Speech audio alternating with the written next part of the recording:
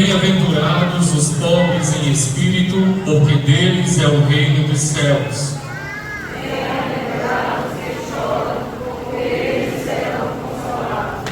Bem-aventurados os mansos, porque herdarão a terra. Bem-aventurados que têm fome e sede de justiça, porque eles serão fartos. Bem-aventurados os misericordiosos, porque alcançarão misericórdia. Bem-aventurados os limpos de coração, porque eles serão a Deus. Bem-aventurados os pacificadores, porque serão chamados filhos de Deus. Bem-aventurados que sofrem perseguição por causa da justiça, porque deles é o reino dos céus. Bem-aventurados são vocês quando, por minha causa, os insultarem, os perseguirem e, mentindo, disserem todo mal contra vocês.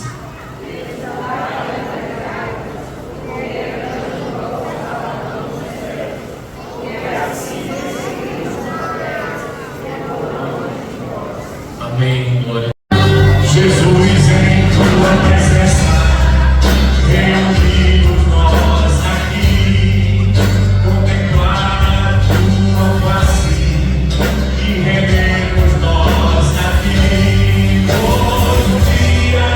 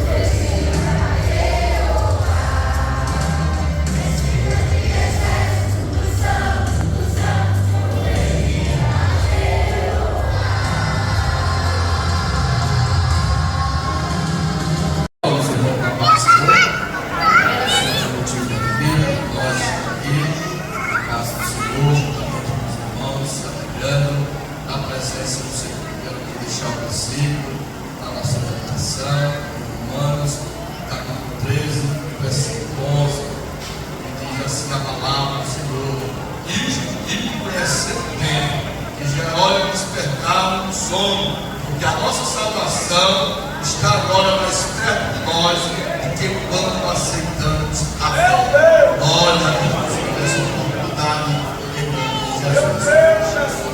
Você só precisa crer. Jesus tem autoridade sobre a morte, sobre a vida.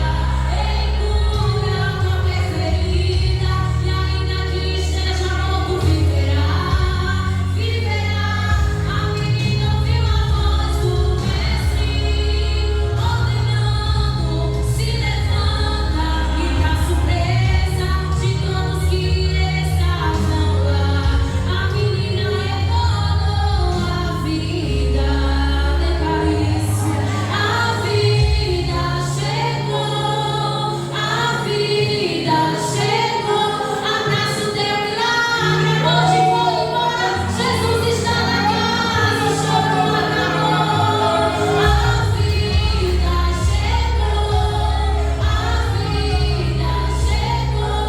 Abraço teu milagre, a morte foi embora. Jesus está na casa, o choro acabou. O dono está na casa nessa noite. Aleluia.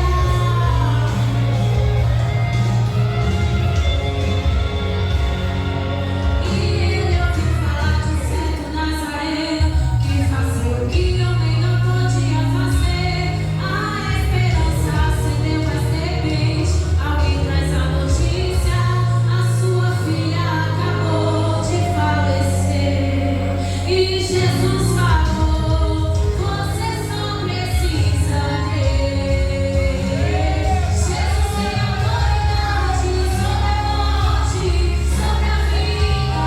Ele cura qualquer ferida e ainda que esteja morto viverá, viverá.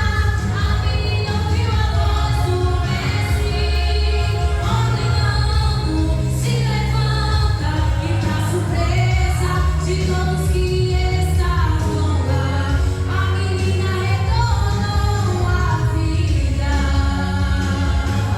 A vida chegou, a vida chegou. Abraço teu milagre, a morte foi embora. Jesus está na casa, o choro acabou. A vida chegou. Abraço teu milagre, a morte foi embora. Jesus está na casa, o choro acabou. Ele ainda faz milagres. Ele ainda faz milagres. Ele ainda faz milagres. Jesus irá fazer milagres. A juventude dessa igreja e as irmãs nos tempos de oração. E a Deus tanto louvado e aos seus elas também foram morais. Onde está aquele povo barulhento? Onde está que não se perderam em vão? Aumentou voz de lamento, vai dizer esse momento. Aquele povo foi embora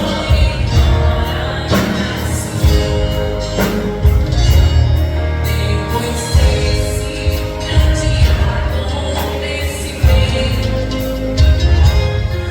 Muitos crentes desviados vão comprar, procurando os irmãos para reconciliação. Mas igreja Hoje, que bênção, ontem foi 9 vidas, pastor Cleiton. 9 vidas ontem. E eu creio que essa noite Deus pode também salvar algumas vidas. Que Deus abençoe também o nosso irmão Donizete. que veio conosco. Glória a Jesus. Vamos ver para a gente ganhar tempo. Pastor, me deu um tempo, eu não quero passar, mas eu creio que Deus tem uma palavra.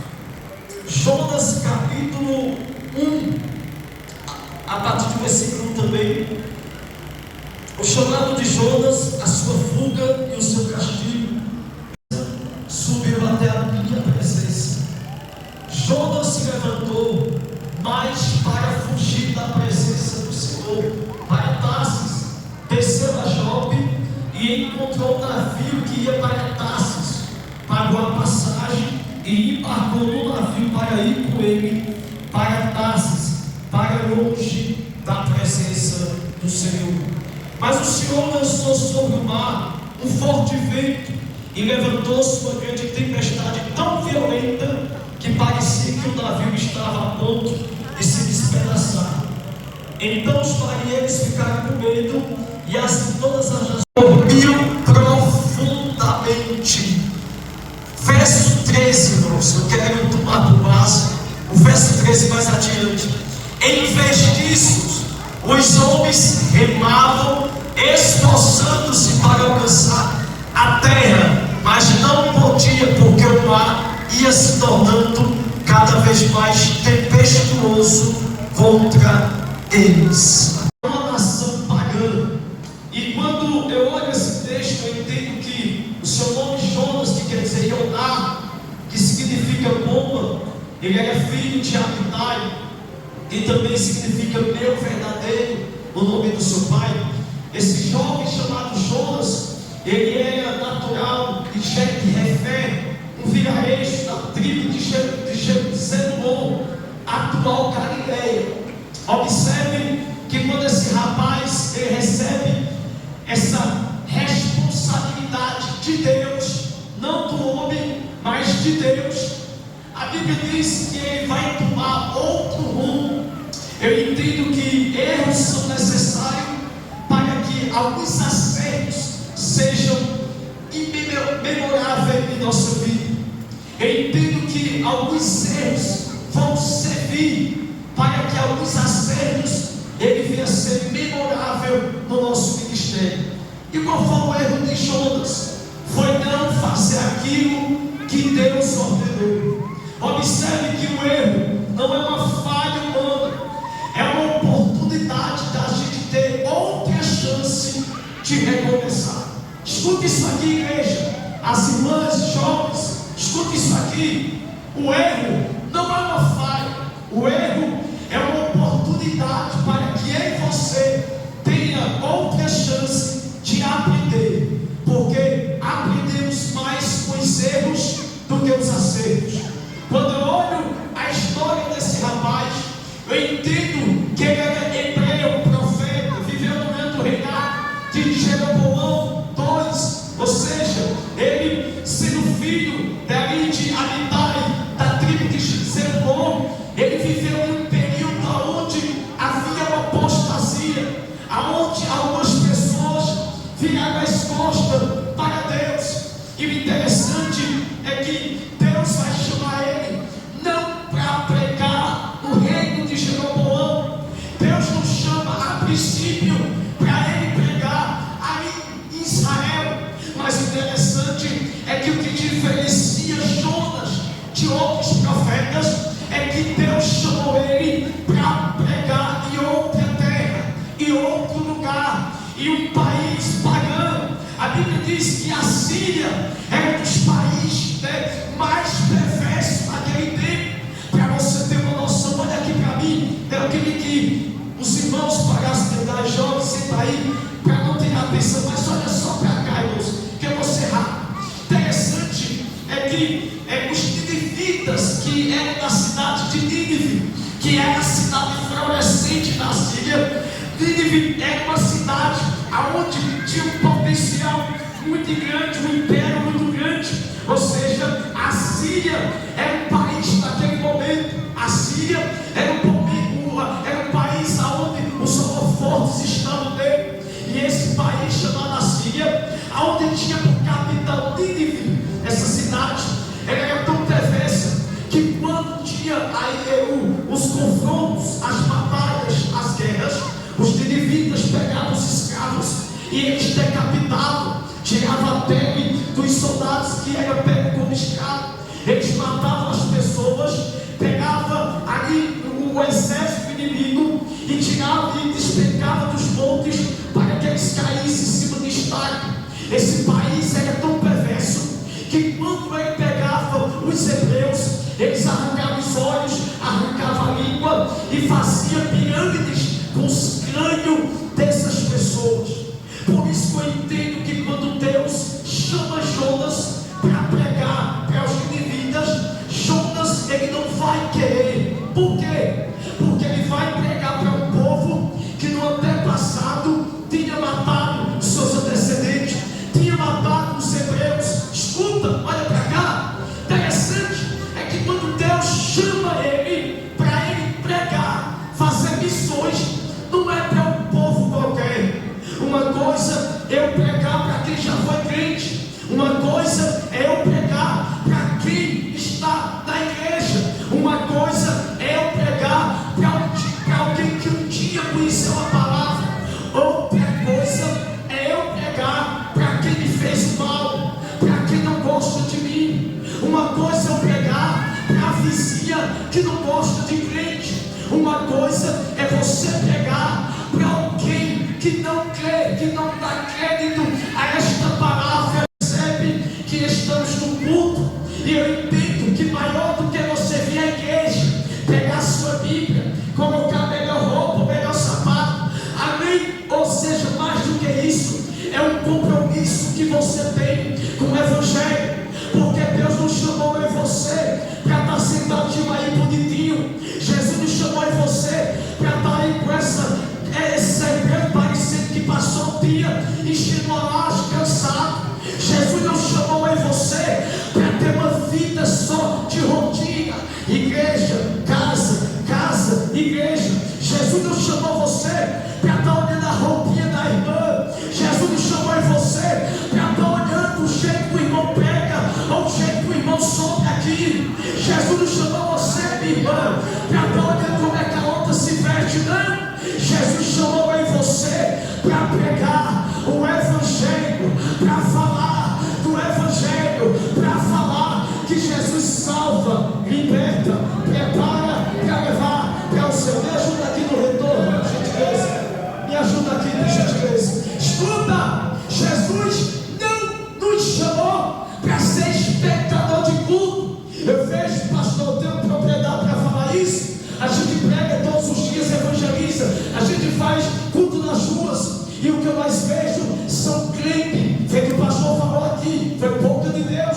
Vai se passando o tempo, a ciência vai se multiplicando, a tecnologia vai avançando, e os crentes, ao invés de avançar, estão retrocedendo. Você não vê mais jovem pregando, você não vê mais jovem pregando literatura, é uma briga para a irmã fazer visita. Eu não quero generalizar aqui, porque eu sei que tem irmãos que faz, mas a maior parte prefere passar um domingo em casa, prefere ficar a semana dentro de casa, achando que evangelho é só pegar a Bíblia e vir para a igreja. Aí às vezes está aqui o pregador, o pastor Cleiton pregando, ensinando, e o camarada não percebe que está num ambiente espiritual. Tem irmã que tem medo de chorar para não borrar a maquiagem, tem jovem que tem medo de chorar para não sentir vergonha, ou glória dos irmãos, dos amiguinhos na escola. Tem gente que vem melhor lugar do mundo como esse e não consegue entender que além de carregar a Bíblia, de vir para cá, existem outros fatores, e um dele é o compromisso com a missão. Tem alguém aqui comigo? Se você apanhar, se a gente apanhar um pouquinho só na Bíblia, escuta, é o culto de missão, eu não vou fugir do tema. Escute, ele tinha a responsabilidade.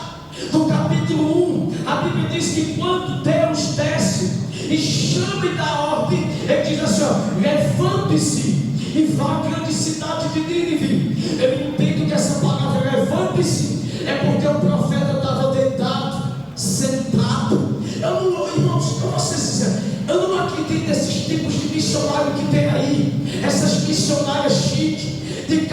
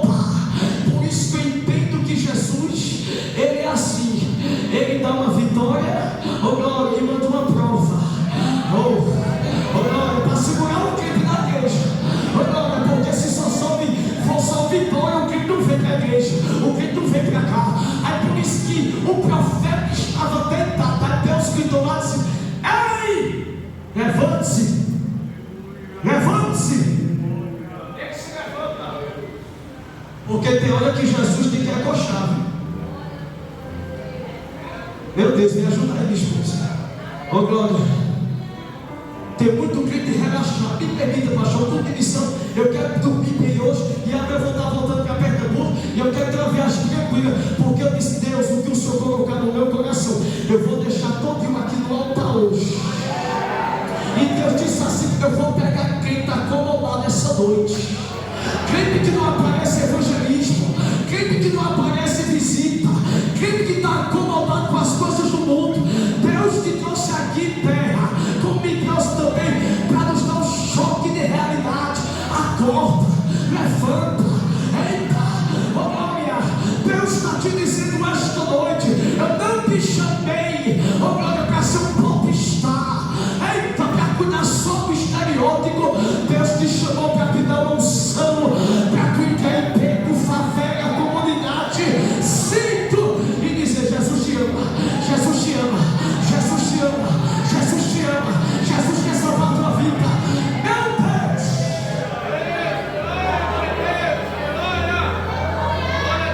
Ah, Jesus! Levante-se e vá à grande cidade de Nínive. Nínive era a capital do grande império da Síria, uma nação inimiga mortal do povo de Israel. Era o centro do crime de impiedade. Como é que Deus manda um missionário? Olha aqui para mim. E num lugar onde havia imoralidade, havia impiedade, havia crime, idolatria, prostituição. Por isso eu entendo, irmãos, que a gente escolhe ambiente para ir. Só que Jesus não. Tudo aquilo que não presta, Jesus disse: eu quero. Eita! Ah, Jesus! Aqui a gente escolhe onde vai. Eu vou na casa da irmã, porque a casa da irmã é chique.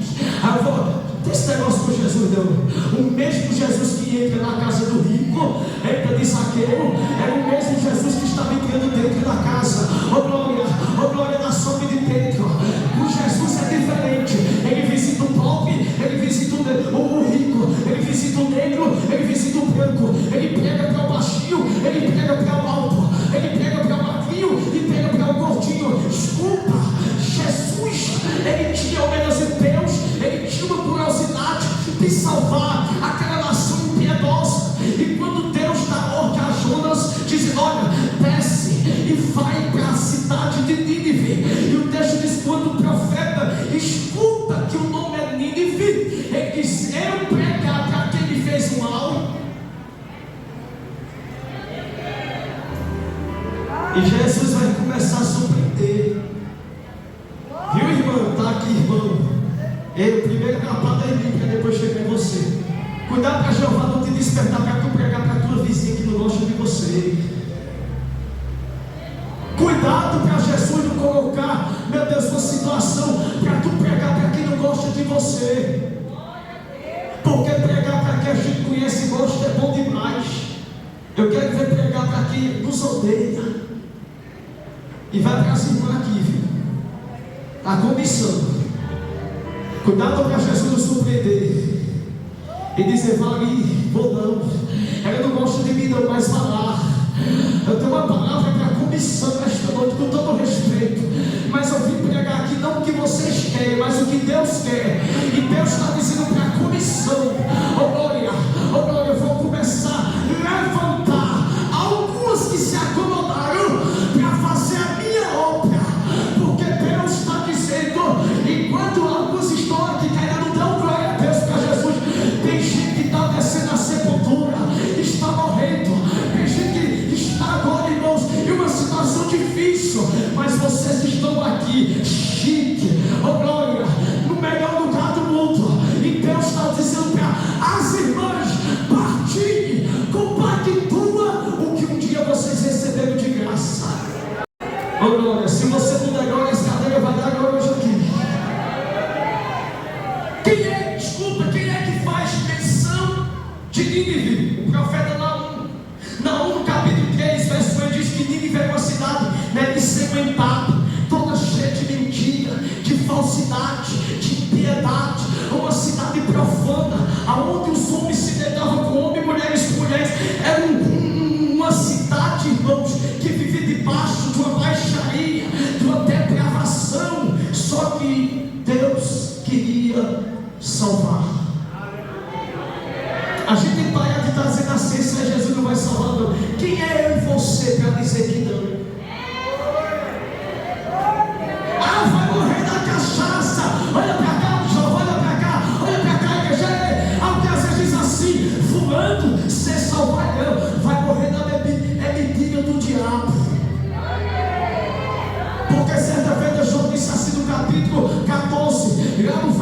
gigante. 4, João disse assim: quem da impureza tirará o puro, quem da sujeira tirará o limpo. Aí João responde dizendo: ninguém. João estava certo, porque no Antigo Testamento Abraão não deu jeito, Noé não deu jeito, Abraão não deu jeito, Isaac não deu jeito, Jacó não deu jeito, José não deu jeito, Moisés não deu jeito, Josué não deu jeito, os juízes não deram jeito, nem Sansão, nem Jefité, nem Otoniel, nem Eude, nem Débora.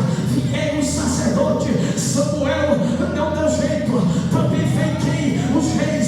Saúl não deu jeito, Davi não deu jeito, Salomão não deu jeito, vieram os profetas, oh glória, ninguém deu jeito, nem Isaías, nem Ezequiel, nem Daniel, nem Oséias, ninguém. No Novo Testamento apareceram quem? João Batista, e chegaram para João Batista e disseram: és tu esperado ao quais é esperado? Eu não, eu sou só aquele que prepara o caminho, mas eu aí, após mim, que eu não sou digno de tirar as alparcas dos seus pés, veio aí, que eu não sou digno. Ninguém deu jeito, por isso que já disse: ninguém tira o limpo da sujeira enquanto Jesus não chegar. Eita, porque quando Jesus chega, lembra de Marcos capítulo 1, versículo 40 por diante, lá vem Jesus fazendo missões, pegando quem é que corre, o leproso corre, e quando ele corre, ele diz assim: Senhor, se tu quiser, eu posso ficar limpo. Quando ele disse leproso, não ficou de quem? Todos correram com medo, mas Jesus ficou. Senhor, tu pode me tornar limpo? Jesus disse: quero. O texto original diz que Jesus não tocou. Jesus fez isso aqui, ó. Vem cá. Eita, porque João disse que ninguém tirava o sujo. Eita, oh glória, mas eu digo: seja limpo. Ei, eu estou sentindo Jesus entrando no meio da tua família, no meio da tua casa. Tem alguém que a sociedade diz: não presta, não serve. Alguém diz assim: vai morrer da cachaça, vai morrer da droga, vai morrer da bebida, vai morrer do que não presta. É mentira do diabo. Jesus está chegando na tua casa, na tua família.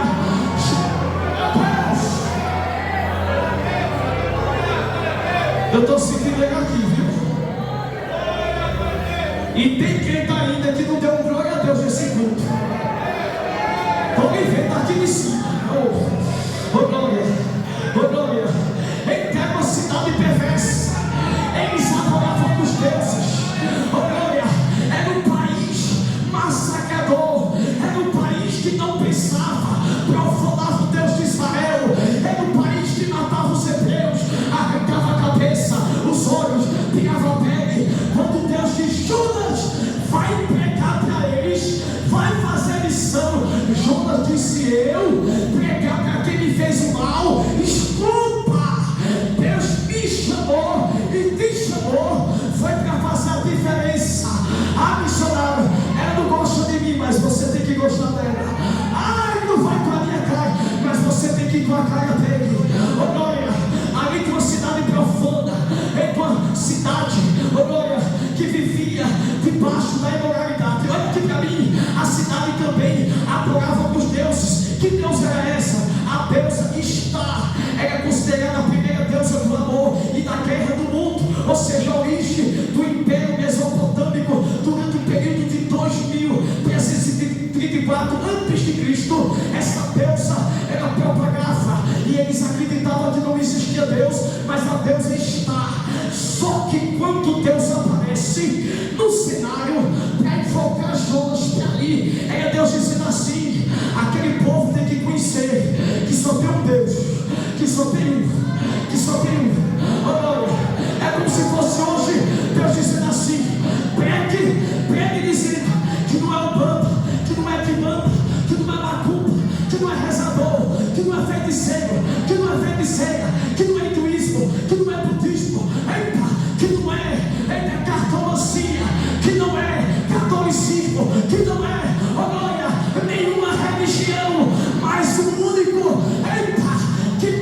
que ser adorado sou eu, J de justo, é de eterno, S de salvador, o de único e S de suficiente. Ele está aqui, e se tu não adorar, crente, as cabeças vai adorar.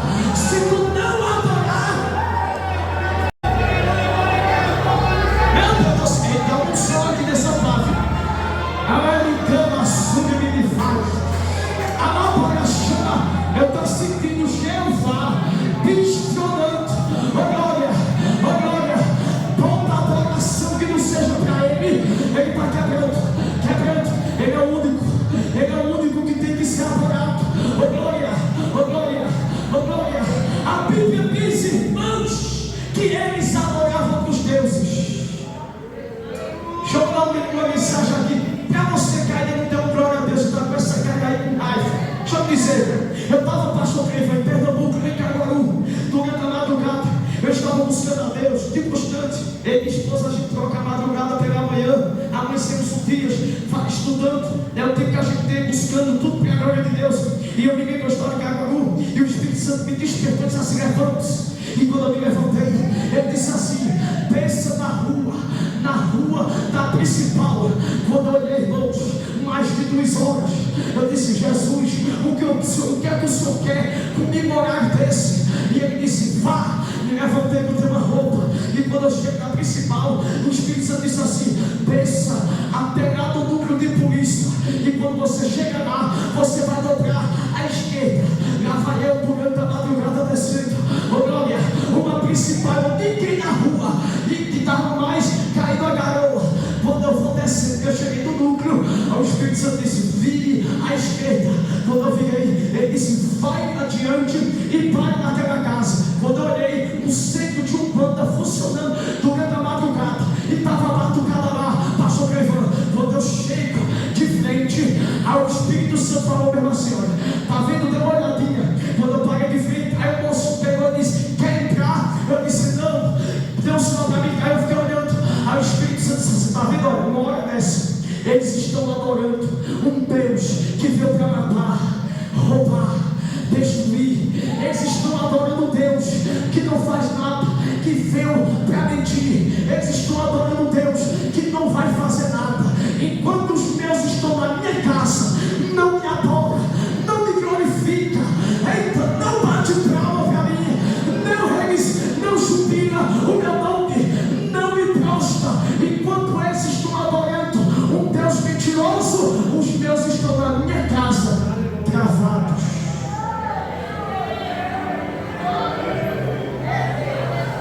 Eu senti ele aqui. Aleluia, Jesus. Tem crente que vem adorar essa noite. Tem crente que vem adorar. Cama sua. Jesus não te trouxe aqui para passar tempo. Jesus não te trouxe para tu estar olhando para a tua unha. Jesus não te trouxe para tu estar aqui no celular mandando mensagem. Não.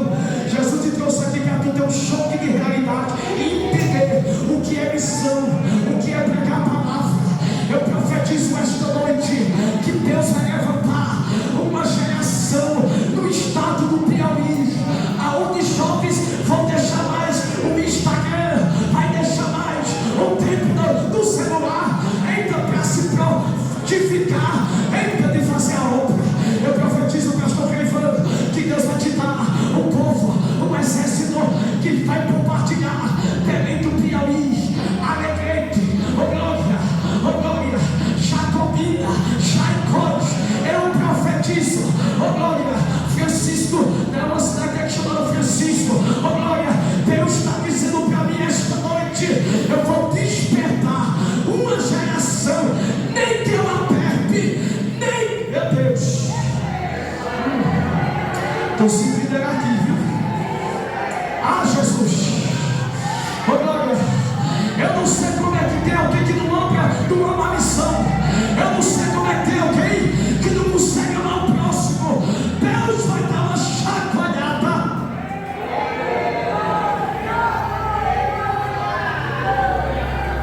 Olha a tarefa para me encerrar. Olha a tarefa do profeta.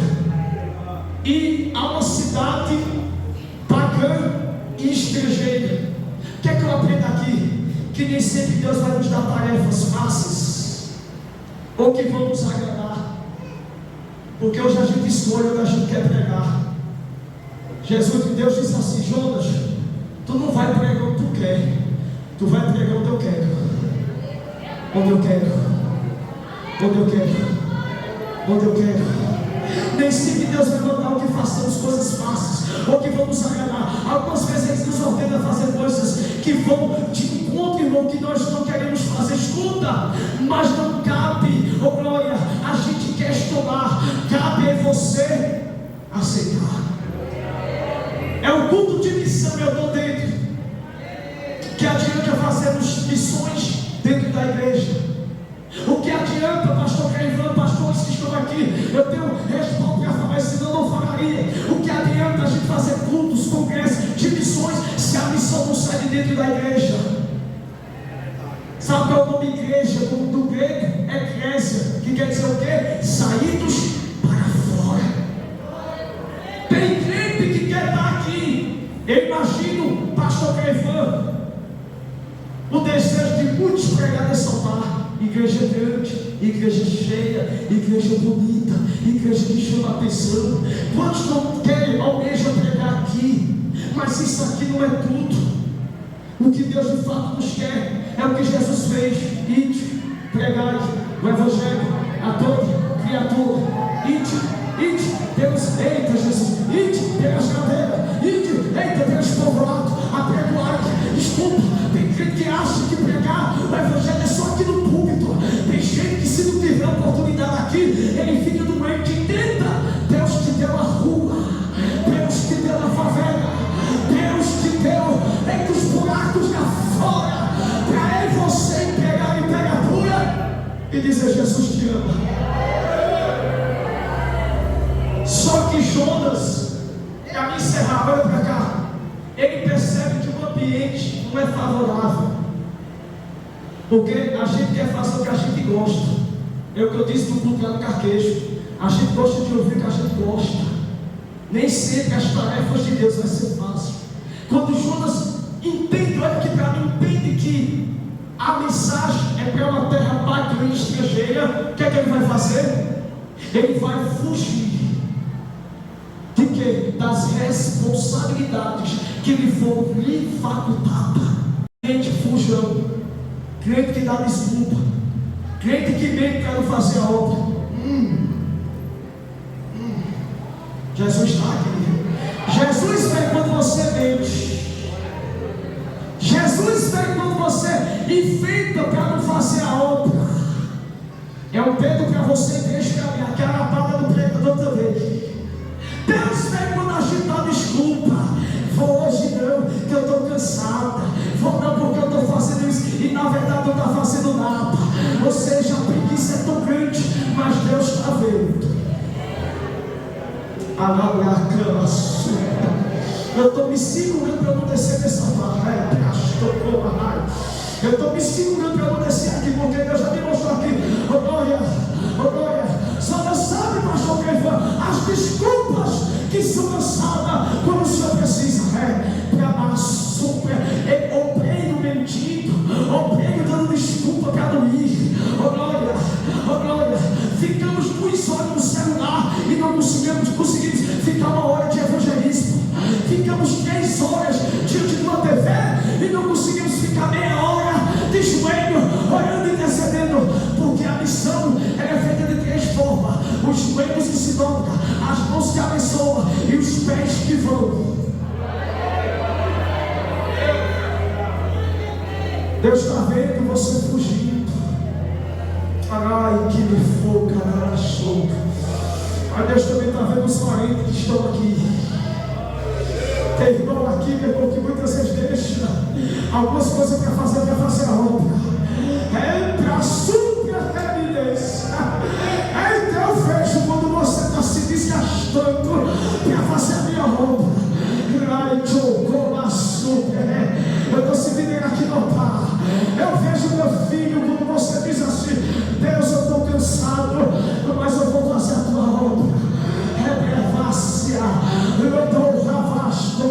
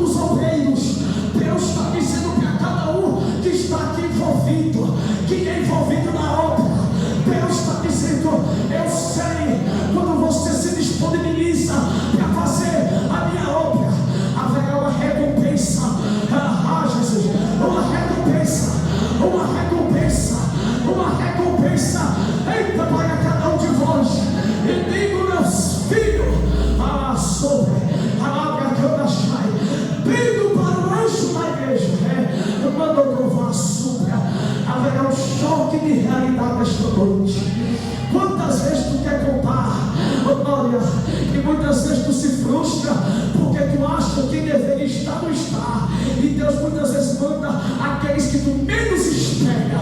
Não te deixarei só. Te digo, meu filho, sou Deus de perto e Deus de longe. A obra que eu te confiei, assim te diz o Senhor, nem que seja 300, como foi do Gideão, eu vou colocar nas tuas mãos, para tu não parar de fazer a minha obra. Quem está aqui comigo? Me permita descer. Estou sentindo Jesus aqui. Eu estou sentindo Jesus essa noite. Levantando, eita, mulheres, crianças, jovens, para fazer a obra dele. Ei, você que parou, Jesus está dizendo, porque você parou, meu filho, porque tu parou, minha filha. Deus te confiou uma obra tão grande, uma obra, eita, nas tuas mãos. E Deus está dizendo, esta noite eu estou, eita, te dando força, te dando alegria na alma, para tu voltar, porque o diabo quer que você fuja, se esconda, desapareça. Mas Deus está te dizendo, enquanto ainda você para, alguém na tua casa retrocede, porque Deus está dizendo para mim, a primeira missão começa dentro de casa, dentro de casa, dentro de casa, dentro de casa. E eu estou sentindo de falar isso aqui, eu vou falar. Deus está dizendo para mim, agora eu vou te levantar tu dentro da tua casa, jovem, mulheres, criança, dentro de casa, porque Deus não te chamou para fugir, o profeta disse, essa responsabilidade é pesada, não dá, é nosso inimigo, Deus, eu não vou. Aí o texto diz que ele vai comprar passagens, vai descer, oh glória, para onde? Oh glória, Jonas se levantou, não para fazer a obra, mas para fugir. Escuta isso aqui, Deus não te chamou para se levantar, para fugir. Deus te chamou para você se levantar e dizer assim, eis-me aqui.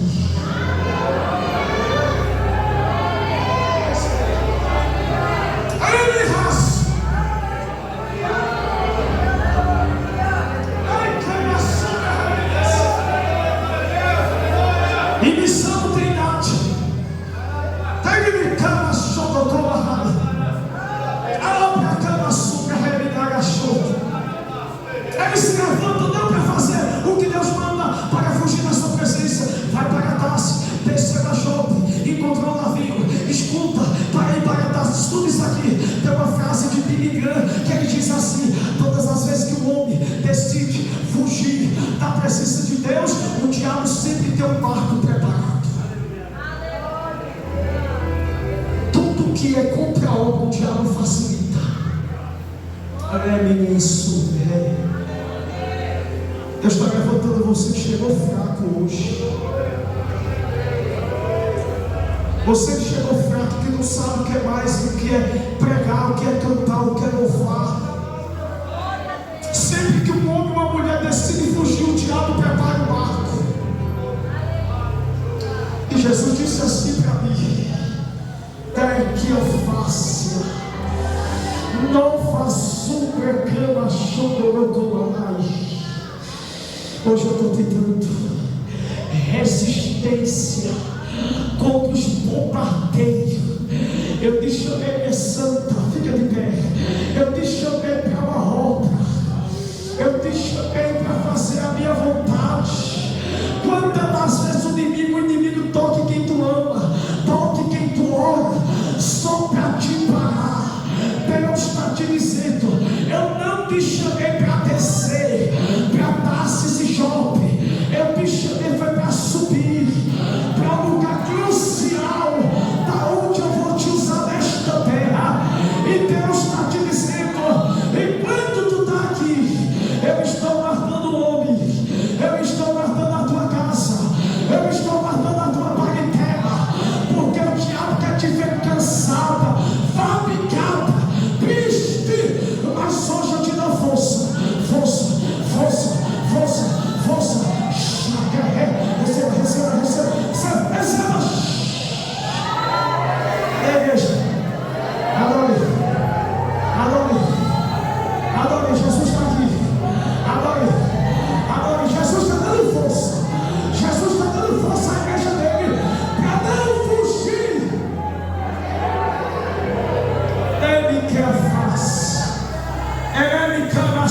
darás. Vem que eu vou cantar a chuva que ele fala. Pra super evidência. A ordem de Deus. Evidência. Eita, é tu continuar. Meu Deus, Senhor, deseja a vontade de sair do conjunto, a vontade de abrir mão de algumas coisas. Deus está te dizendo: se tu quer, olha, que eu flua na tua vida lá fora, a tua vida material, eita, a tua vida, eita, de escola, de faculdade lá fora, Deus está te dizendo: minha filha, não abra mão do chamado que eu te dei nesta casa. Vai ser através da tua vida que eu vou alcançar os demais. Tu tem um brilho diferente, tu tem uma chamada diferente. Você não é melhor do que nenhum aqui, e nenhum é melhor do que você. Mas Deus escolhe quem quer falar. E a ordem de Deus: não saia do barco de Deus para ir para o mundo, porque o diabo está mandando dúvidas. Sou eu, teu Deus, que tinha dúvida. Tira a dúvida esta noite e te descansa, porque o que eu te dei vai refletir em quem está do teu lado. Te darei condições para tu fazer um dia para os teus pais o que eles estão fazendo hoje por você. Receba força, alegria, receba entusiasmo, receba unção. Eu vou te usar nesse conjunto, eu vou te usar lá fora, eu vou te usar no meu ministério, eu vou te envolver no meu manto para uma grande obra. Cadê você? Jesus, eu estou sentindo ele aqui.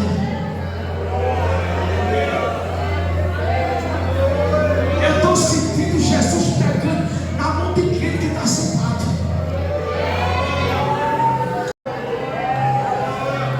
Tem irmã aqui que faz tempo que não ora. Tem irmão aqui que faz tempo que pegou a Bíblia. Jesus está dizendo: meu filho, eu estou te levantando luz. Tem batalhas que tu vai ganhar se levantando dentro de casa. Só Deus sabe como tu chegou nesse culto, velho. Não vá super de que eu fui. Deus não te chamou para fugir das responsabilidades. Porque quando eu fujo das responsabilidades que é me dado, eu estou adiando o que Deus tem na minha vida. Quando eu fujo das responsabilidades, eu estou adiando as promessas, o propósito. E o texto diz que ele pega a passagem. Interessante, olha aqui para mim, vou para mim encerrar. Olha para cá. Oh, escuta, interessante que o ato de desobediência de Jonas decidiu ele ir para Jope, uma distância de 800 quilômetros de Nínive. Ou seja, a vida dele era uma descida. Desce para Jope, desce para Tarsis, desce para o navio, desce para o porão. É uma vida de descida. E para uns tem descidas que não tem mais volta. Ai, que afogo. Quando eu olhei para a senhora, Deus disse para mim que eu não te chamei para estar no declínio espiritual. Eu te chamei para subir degraus. O diabo não vai atrapalhar o que eu tenho na tua vida. Tu senta aqui, tu canta, tu louva, tu ri, mas eu sei como está teu coração. Que por esses dias tu dissesse lá dentro daquela casa: Senhor, eu não estou aguentando. Se eu estiver mentindo, você diga que eu passo o microfone agora para o pastor. Tu gritasse na tua alma: eu não estou aguentando, a pressão está grande. Jesus está te dizendo: minha filha, eu te trouxe hoje aqui, não para ser mais um culto, mas para ser um culto para eu reavivar, acender a brasa que estava se apagando.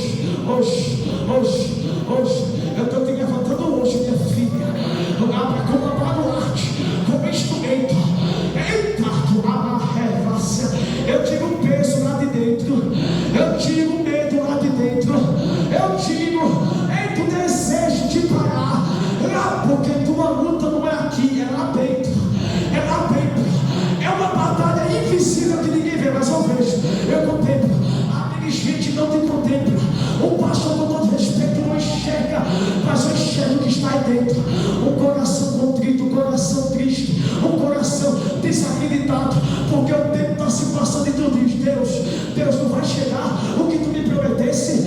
Lembra quando eu te falei há 1 ano e meio atrás, e eu disse que coisas novas viriam sobre a tua vida? Deus está esta noite, eita, trazendo à tona o que eu te prometi. Jonas, tu não vai descer para o porão, mas tu vai estar de pé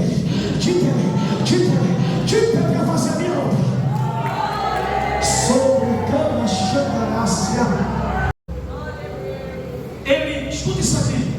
Jope, onde Jonas se embarcou, até Tarsis, sul da Espanha, era aproximadamente 3.000 quilômetros, 3.500 quilômetros. O ponto mais distante possível da direção apontada por Deus.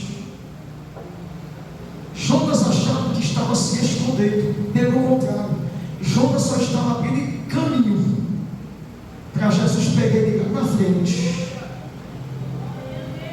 Escute, observe que Jonas está debaixo de uma desobediência, porque deixou de fazer o que Deus mandou por conta do seu ego. Eu não vou pregar pregador porque ela me odeia. Eu não vou pregar com ele porque é um cachaceiro. Irmãos, se alguém não prega para mim, aqui eu não estaria. Quem era eu? Um macumbeiro. Quem era eu? Um roqueiro. Quem era eu? Traficante do comando vermelho lá no Rio, que se envolveu em várias ações em Pernambuco. Quem era eu? Um roqueiro que ninguém dava. Só que o que alguém disse: Jesus te ama.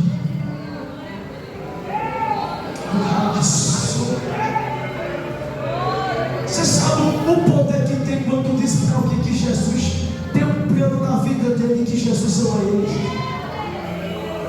Tem que eu faço. Ele entra no navio sem se identificar. Observe, pastor Kevan, o vento obedece a Deus, os marinheiros obedecem a Deus, o grande peixe lá na frente obedece a Deus, os que dividem obedecem a Deus e a palavra, o rei obedece, os animais obedecem, aí o peixe, até a planta, a borboleta obedece a Jonas, a Deus. Jonas é o único que não obedece. Coisa ruim é você bater de frente com desobediente, que não obedece à liderança, que não obedece ao pastor, que não obedece ao líder. Deus está pegando hoje. O rebelde vaz. Porque se não é eu, a tua vida, quem é que tu? Rebelde. Quem era tu, filho? Que as pessoas olham e dizem: aí não vai sair nada. Mas eu marquei um encontro contigo, não te vi. Olha onde tu está, meu filho, no carro. Tu tem destaque, porque um dia tu era um problema e hoje tu é uma bênção. Suprafacial. Jesus, meu Deus, eu só queria 10 irmãos que eu aqui para ajudar o pregador. Tem gente que espera demais o pregador. Faça seu culto, dê glória, faça seu culto, faça seu culto, faça seu culto, faça seu culto. Jesus disse para mim: meu filho, tu não sabe, então quanto tu tem me agradado fazendo o que eu mando. E Deus está te dizendo: tu não pode ser pregador, tu não pode ser um cantor profissional, mas tu tem um dom que eu te dei para que o meu nome seja glorificado. E eu te tirei da morte, eu te tirei, eita, da boca da sepultura, para você estar aqui adorando, glorificando. Eu encerro aqui dizendo: já foi meu tempo. Meu Deus, a hora. Ele entra no navio achando que Deus não estava vendo ele. Para onde é que ele vai? Para a 10ª parte do navio, que era onde? Acima dos marinheiros, no porão. Ele vai para um porão e ele se esconde, achando que estava se escondendo. E agora ele vai o que? Interessante é que Deus olha lá de cima e diz: aí, pega ele, espera ele, missionário rebelde. Eu vou mandar um vento Observe que aqui é Deus que manda. O que é um forte vento que vai formar umas ondas no mar. A ação do vento vai provocar o quê? Uma grande tempestade que vai se levantar. Olha aqui para mim, Serra, você para casa com o nosso café. Olha para cá, vamos parar aqui. As ondas vêm e batem no navio. Aqui quem manda o vento é Deus.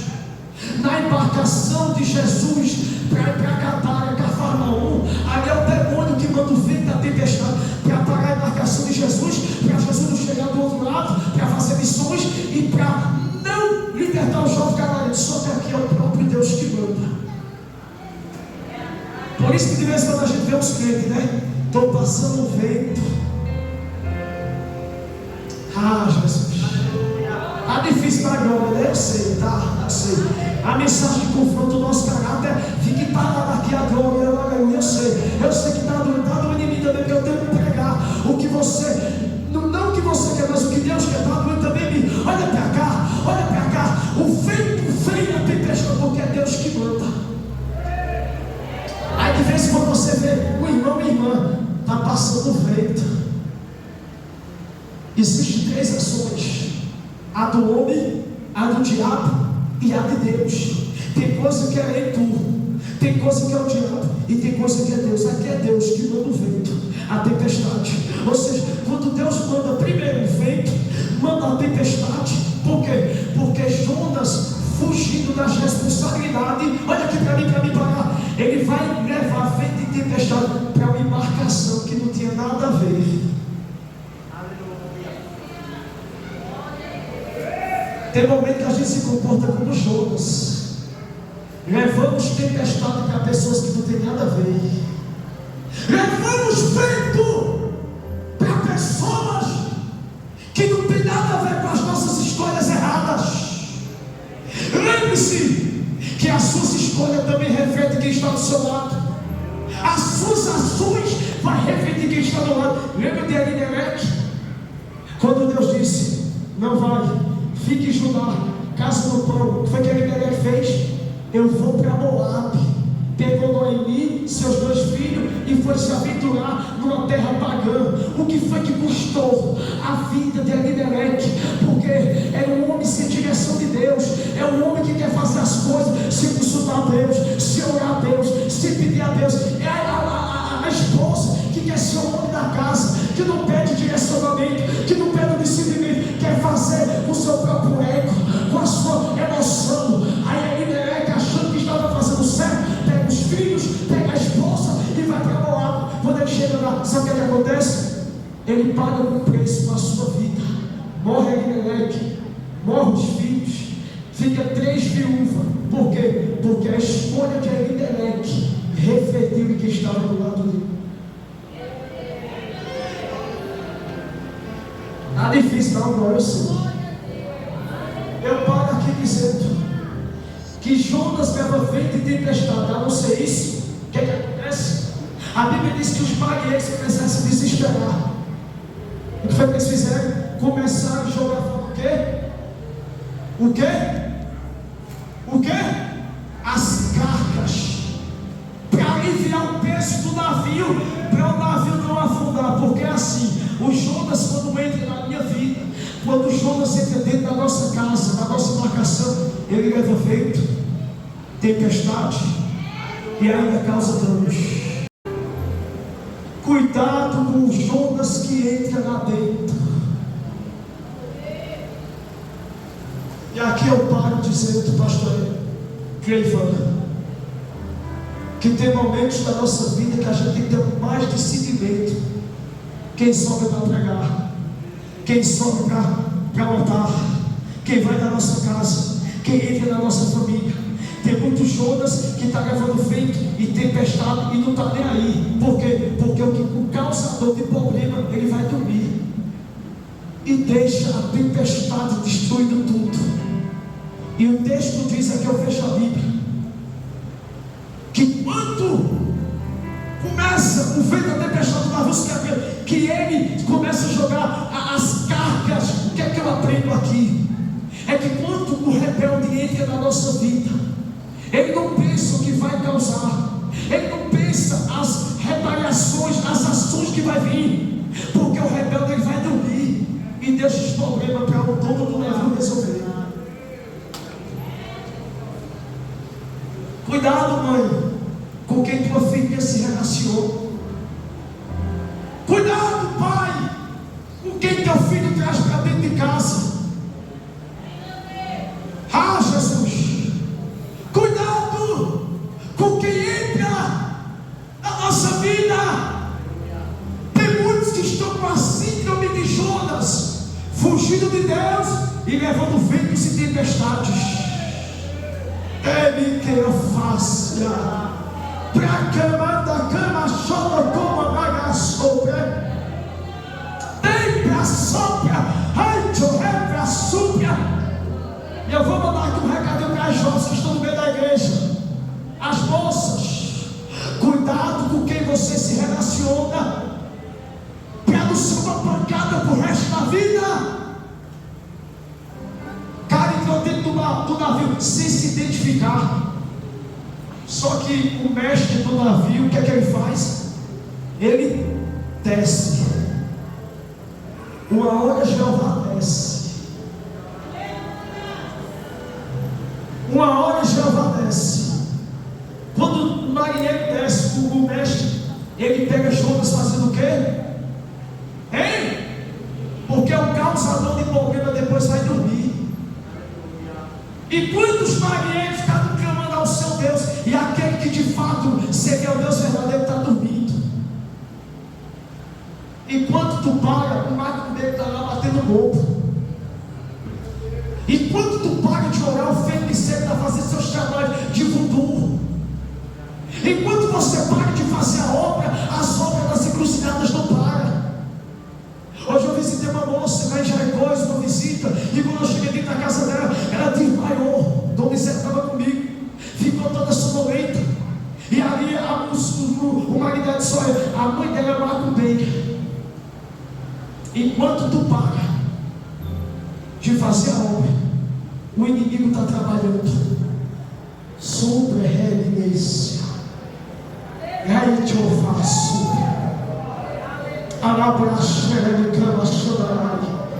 Eu não tenho mais tempo. Eu passo o microfone para o pastor. Já passei 13 minutos. Fecho aqui dizendo que quando o mestre do navio desce, observe que ele está duro no porão, que é o sono. O sono é um processo que está no colo, há uma redução da consciência. E isso acontece mais durante a madrugada. Ele estava dormindo, o causador estava dormindo, despreocupado. O sono de Jonas não é um sono normal, é um sono profundo. É aquele que está lá, vem sentado no bicho. E quando o mestre do navio chega e diz assim: acorda, quem és tu? De onde tu vem? Qual é teu nome? Qual é o teu país? Aí a Bíblia diz que ele vai dizer tudo isso, sou hebreu.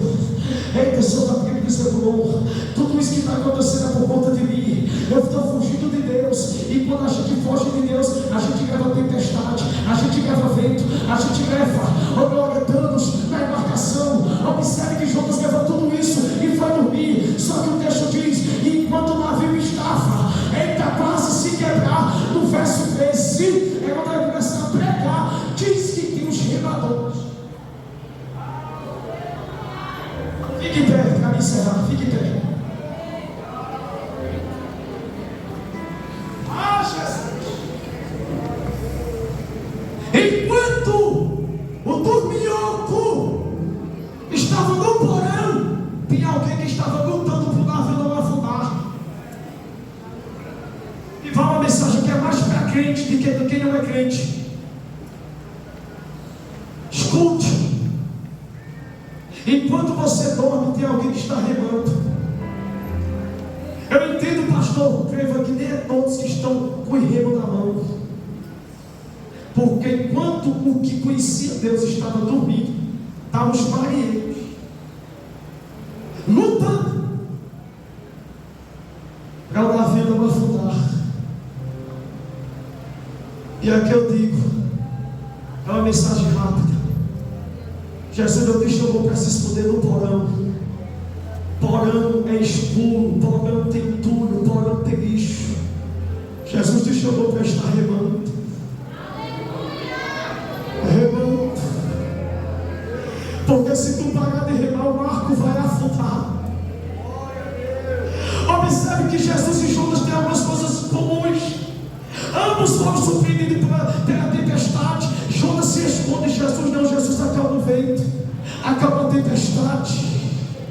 Ambos foram despertados pelo medo. Quem não lembra, Jonas vai despertar até o marinheiro. Jesus pega os discípulos, só que Jesus, ele tranquiliza tudo no barco. Ambos das tribulações se maravilharam diante da soberania de Deus. Quando Jonas diz, tudo isso é por conta de mim, me lance fora do navio. Quando pegaram Jonas que jogaram, o povo começou a gritar: o Deus dos hebreus é o Deus verdadeiro. Quando Jesus acalma o vento, a tempestade, os discípulos dizem: quem é este que até o vento e a tempestade? Glória, me obedece. Glória, Jonas pagou o preço para subir no barco. Escuta isso aqui. Olha aqui a semelhança. Jonas pagou o preço para subir no barco. Jesus pagou o preço para subir na cruz. Jonas, glória, o seu barco é de madeira. A cruz de Jesus é de madeira. Jonas dormiu no barco. Jesus também dormiu no seu barco. Jonas foi surpreendido pela grande tempestade no barco. Jesus também foi surpreendido pela tempestade. No sorteio, teu barco, teu nome de Jonas, na sorte entre Barrabás e Jesus pagou na cruz. Nenhum dos ossos de Jonas foi quebrado no barco. Nenhum dos ossos de Jesus foi quebrado na cruz. Jonas foi para dentro do peixe. Jesus foi para dentro de uma sepultura. Jonas ficou 3 dias dentro do peixe. Jesus ficou 3 dias dentro da sepultura. Jonas saiu vivo do ventre do peixe. Jesus saiu vivo, vivo dentro da sepultura. Olha, Jonas levou uma cidade a arrependimento. Jesus, depois que saiu do sepulcro, olha, leva todas as nações ao nível de arrependimento. Sabe por que você está aqui? Porque o dele saiu do sepulcro. Do sepulcro. O peixe conduz ele até Nínive e ele prega, e 120 mil pessoas são convertidas através da mensagem de Jonas. Que Deus os abençoe.